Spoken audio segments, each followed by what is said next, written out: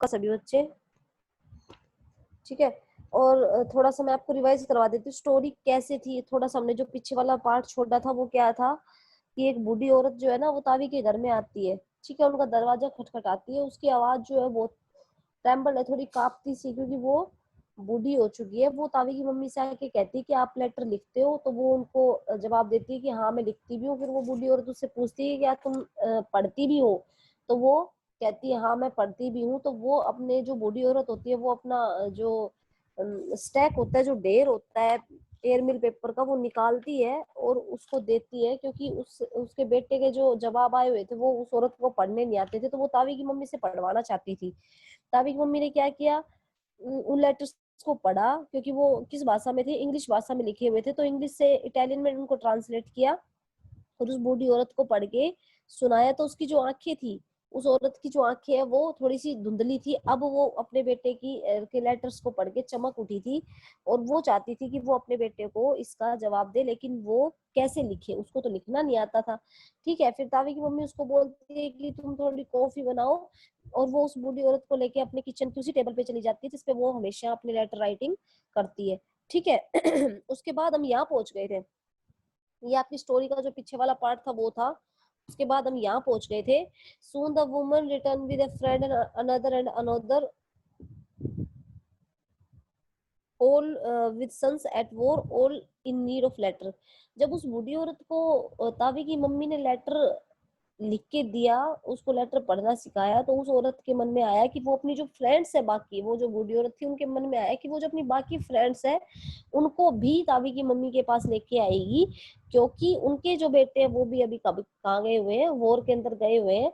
तो वो क्या करती है, सून, सून का मतलब होता है जल्दी या शीघ्र ही, द वुमेन रिटर्न, जो औरत है वो वापस लौटती है। एक बार तो वो चली जाती है अपने बेटे के लेटर को सुन के, ठीक है, और उसका जो जवाब है वो लिखवा के, लेकिन वो वापस जाती है और दोबारा आती है, किसके साथ आती है, अपनी फ्रेंड्स के साथ आती है, वो उनको भी बुला के लाती है।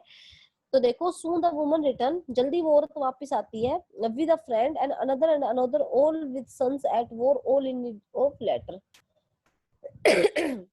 सॉरी।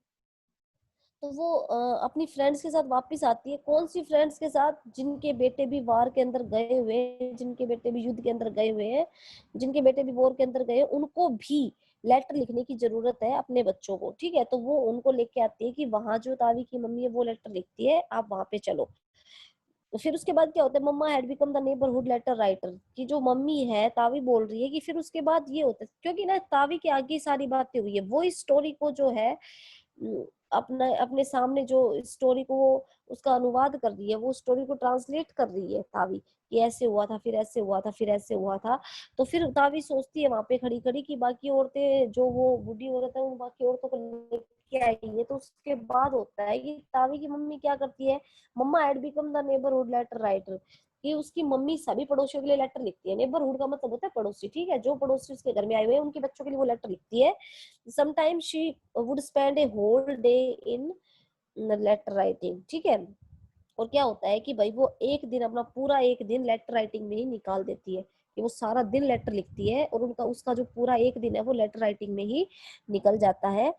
उसके बाद क्या होता है, mama place great importance on people seeing their names, the little women with the grey hair asked mama to teach her, कि जो मम्मी है वो इतनी फेमस हो गई है अब लेटर राइटिंग में, कि वो बूढ़ी औरत जो है वो क्या कहती है कि तावी की मम्मी से कहती है कि वो उसको पढ़ाए, उसको वो सिखाए, लेटर लिखना सिखाए। अब वो कैसे सिखाएगी उसको लेटर लिखना, देखो, क्योंकि उसको तो कुछ भी नहीं करना आता, ना उसको नाम लिखना आता, तो वो लेटर लिखना कैसे सीखेगी, तो वो तावी की मम्मी उसको कैसे सिखाएगी, वो हमारी स्टोरी में आगे का पार्ट है, वो देखो।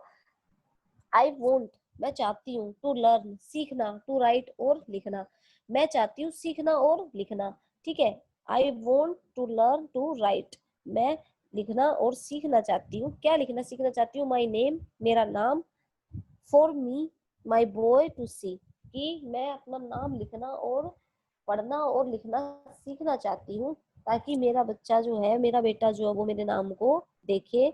सो mama took the women's hand in hers and led it up and down and around on paper over and over until she could do it without help. Mummy क्या करती है, उसके बाद उस औरत का हाथ अपने हाथ में लेती है, जैसे हम छोटे बच्चे को लिखना नहीं सिखाते शुरू शुरू में पेंसिल पकड़ के, वैसे ही क्या करती है, उसका हाथ अपने हाथ में लेती है और उसको नीचे करती है उसके हाथ को, और उसको पेपर देती है।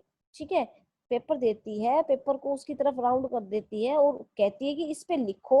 और धीरे धीरे क्या होता है, she could do it without help, कि वो बूढ़ी औरत क्या करती है, बिना हेल्प के लिखना सीख जाती है।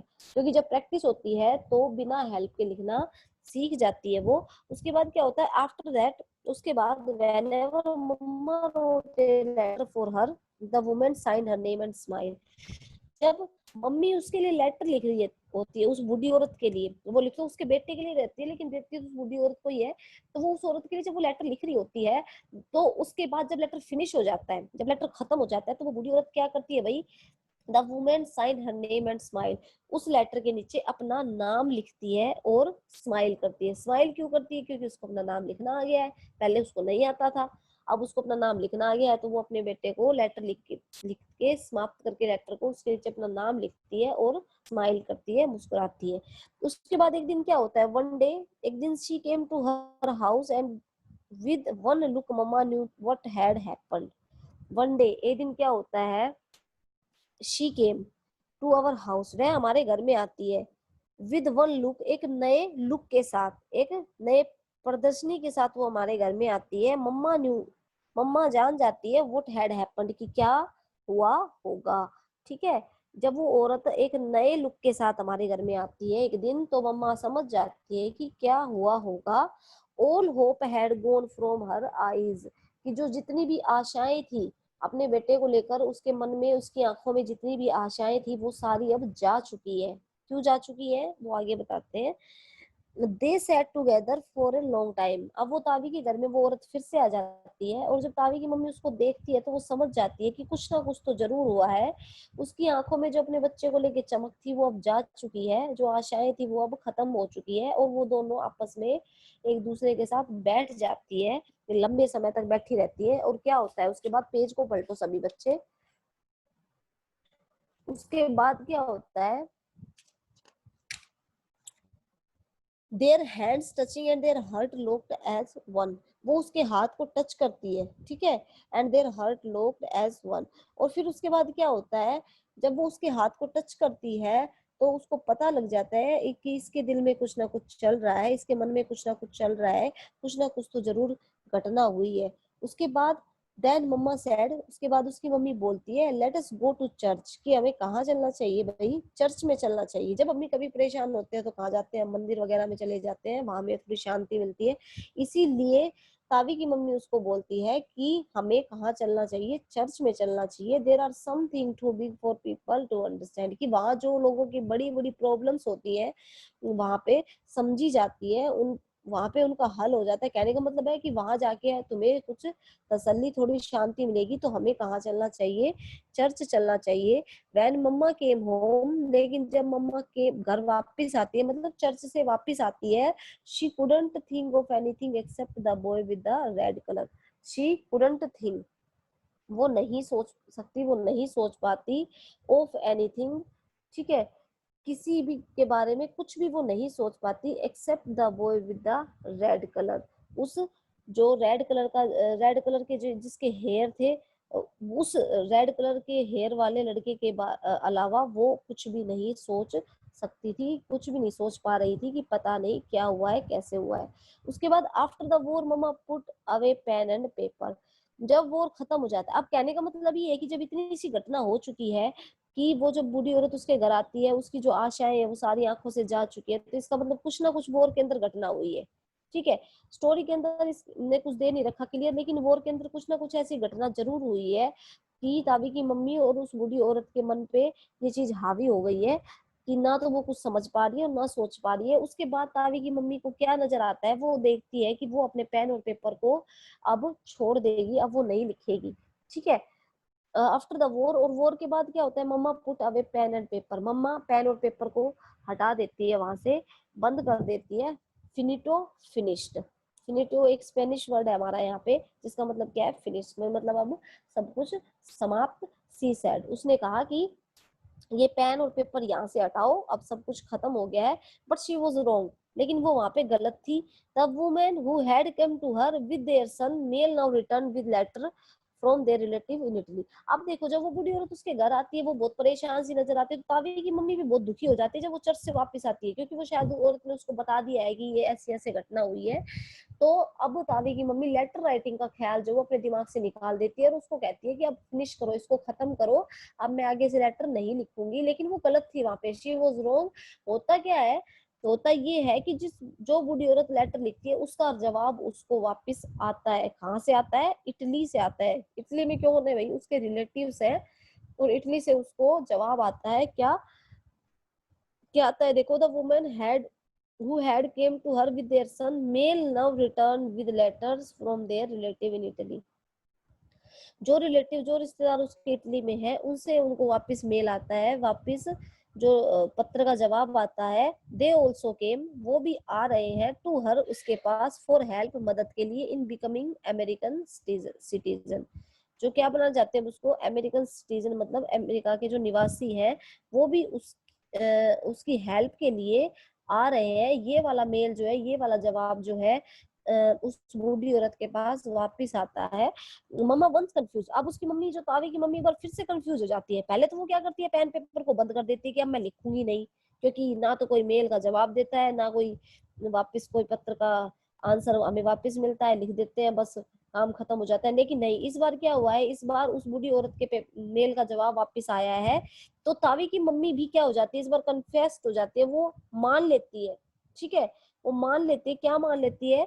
मम्मा once confessed that she had always dreamed of writing a novel। कि confessed का मतलब होता है मान लेना, कबूल कर लेना। मम्मा once confessed, मम्मा एक बार फिर मान लेती है दैट की she had always dream of writing a novel, कि जो राइटिंग करना है, नोवेल राइटिंग करना है, वो उसका ड्रीम है, उसका सपना है। व्हाई डिडंट शी, तो वह क्यों ना करे। आई आस्क्ड, मतलब मैंने मेरी मम्मी से पूछा कि जो राइटिंग नोवेल का जो काम है, वो तो आपका सपना है, वो तो आपका ड्रीम है, तो फिर आप क्यों नहीं करते हो? तभी कह रही है मैंने अपनी मम्मी से पूछा। क्यों पूछा? क्योंकि उसकी मम्मी ने उसको कह दिया था कि पेन पेपर यहाँ से हटाओ, आगे से नोवेल राइटिंग कुछ भी नहीं होगी। ठीक है, उसके बाद क्या होता है? उसके बाद ये होता है, everyone has a purpose in life, कि प्रत्येक इंसान का जिंदगी में कोई ना कोई उद्देश्य होता है। सी सेड, उसने कहा। Mine seems to be letter writing, she tried to explain to Jill for it, कि जो लेटर राइटिंग करना है वो मेरा एक उद्देश्य है। जैसे प्रत्येक व्यक्ति का अपने जीवन में कोई ना कोई उद्देश्य होता है। सी ट्राइड टू एक्सप्लेन, उसने कोशिश की एक्सप्लेन करने की, सब कुछ बताने की। फॉर हर, सॉरी, हर जील, जील मतलब उत्साह, ZEAL, उत्साह के साथ उसने बताने की कोशिश की कि प्रत्येक इंसान का जीवन में एक उद्देश्य होता है, और मेरा उद्देश्य क्या है? लेटर राइटिंग लिखने का उद्देश्य है। A letter pulls people together like nothing else, it can make you cry or shout with joy। कि एक जो लेटर होता है वो आपको क्या कर सकता है भाई? कुछ भी बना सकता है। आप जब लेटर राइटिंग करते हो, तो जब आप लेटर पढ़ते हो, तो आप खुशी से और दुख से दोनों तरफ से चिल्ला सकते हो लेटर को पढ़ के। ठीक है, ये आपको बना सकता है ऐसा। There is no finer carriage than a love letter because it makes the world very small। there is no finer, final का मतलब होता है, मतलब बिल्कुल बारीक, महीन। ये एक बिल्कुल बारीक लव लेटर की तरह है, बिकॉज, क्योंकि it make the world very small, क्योंकि ये संसार को बहुत छोटा बना देता है। And writing and reader the only rulers girl a life letter is life, कि जो रूलर्स होते हैं, जो शासक होते हैं, वो लेटर राइटिंग और रीड और राइट करते हैं। Mama letter are all gone now, कि मम्मा के जो अब लेटर जितने भी लिखे हुए थे वो अब जा चुके हैं, क्योंकि वो फेमस हो चुकी है लेटर लिखने के लिए। Yet the recipients still talk of her, crying memories of her letters next to their hearts। रिसिपिएंट्स होते हैं जो प्राप्त करने वाले, जिनको मतलब मिला होता है लेटर, जो लेने वाले होते हैं, स्टिल टॉक ऑफ हर, उनसे अब बात करना चाहते हैं। Carrying memories of her letter, अपनी जो मेमोरीज है, अपनी जो यादें हैं, वो लेटर में लिखना चाहते हैं। नेक्स्ट टू देयर हर्ट, कि मतलब आगे वो उनको हमेशा पढ़ सके, या आगे वो, या उनकी जो नेक्स्ट जनरेशन है वो उनको पढ़ सके। इस तरह से वो अपने जो लेटर्स है उनको रखते हैं, तावी की मम्मी से बात करते हैं। क्यों करते हैं? क्योंकि वो अब लेटर लिखने के लिए बिल्कुल फेमस हो चुकी है। ठीक है, एक बार तो वो अपना आइडिया ड्रॉप कर देती है कि आज के बाद मैं लेटर नहीं लिखूंगी, लेकिन जो टाइम का जो पलटवार होता है इस तरह से होता है कि लेटर के जो अब आंसर है वो वापस आने लगे हैं, जो लेटर के आंसर है वो रिटर्न होने लगे हैं। तो दादी की मम्मी के मन में एक नई उमंग जगती है कि वो लेटर दोबारा से लिखेगी, क्योंकि सभी के जीवन में एक पर्पज जो होता है, और उसके जीवन का पर्पज था कि वो लेटर राइटिंग करे। ये सारी बातें वो लास्ट में तावी को समझाती है। आपका लेसन जो है ये कंप्लीट हो चुका है। ठीक है, आपका लेसन कंप्लीट हो चुका है। नेक्स्ट का जब क्लास लगेगी तो